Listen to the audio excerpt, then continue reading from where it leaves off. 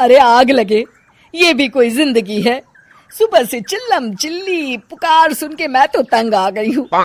अरे वो भी क्या दिन थे जब मैं गांव में रहा करती थी। पहले बड़ी सुखी थी मैं। पहले मेरी जिंदगी क्या थी और अब क्या हो गई है।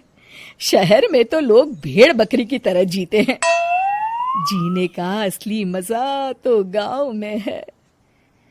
क्यों, क्या हुआ माँ जी? आज गांव की बहुत याद आ रही है आपको?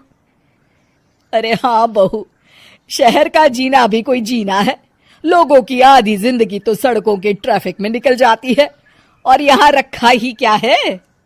एक बात कहूं, दिल्ली शहर अब पहले जैसा नहीं रहा। क्या माँ, जब देखो गांव के गुणगान गाती रहती हो। ठीक है, इस बार ना बच्चों के कॉलेज की छुट्टियों में हम सब गांव चलेंगे, ठीक है? हाँ, ये ठीक है। फिर कुछ दिनों के बाद सारा परिवार अपने गांव चला जाता है। अरे वाह, कितनी ताजी और साफ हवा है, कितनी शांति है यहाँ। चल बहू, अब बढ़िया सा खाना बना दे, मजे से आंगन में बैठ के खाएंगे। सुशीला गांव का माहौल देख बड़ी खुश होती है। 2 दिन के बाद गांव की कुछ औरतें सुशीला के घर आती हैं। बड़े दिनों के बाद गांव आई है सुशीला। हमें तो लगा कि तू शहर जाके गांव को भूल गई। और बतिया, तेरी बहू कैसी है? जरा मिलवा तो उससे। अरे मेरी बहू तो लाखों में एक है। बड़ी किस्मत वाली हूँ मैं जो मुझे जानकी जैसी बहू मिली है। हमेशा मेरी सेवा में लगी रहती है और आज तक कभी पलटकर जवाब नहीं दिया उसने। सुशीला की बातें सुनकर सभी औरतें हंसने लगती है।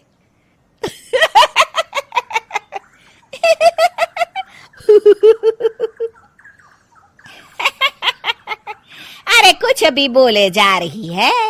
तबीयत तो ठीक है? तेरी बहू चांद से आई है क्या? क्यों बहनों, दुनिया की कोई भी बहू अच्छी होती है क्या? सब औरतें ममता की हाँ में हाँ मिलाती हैं। अरे मैं तो कहती हूँ दुनिया की हर बहू सास का खून चूसने वाली डायन होती है, डायन। मैं तो एक बिल में 1000 सांप के साथ रह सकती हूँ, लेकिन अपनी बहू के साथ नहीं रह सकती। हाँ, तूने सही कहा। मेरी बहू तो तेरी बहू से भी 2 कदम आगे है। सब औरतों की बातें सुनकर ममता मन ही मन बड़बड़ाती है। अरे ये गांव सुधर गया, लेकिन औरतें नहीं सुधरी।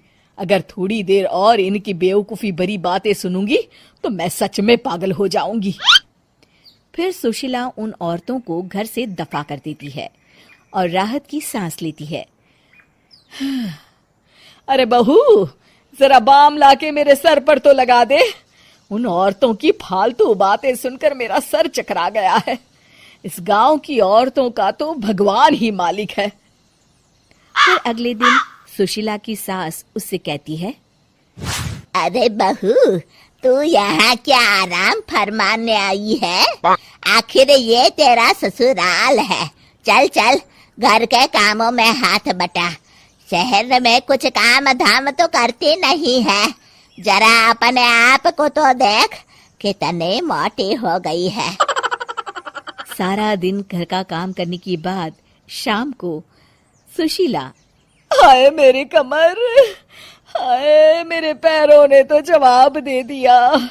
आज तो मुझसे मक्खी भी न मारी जाएगी। अरे बहू, जरा आकर मेरे हाथ पैर तो दबा दे।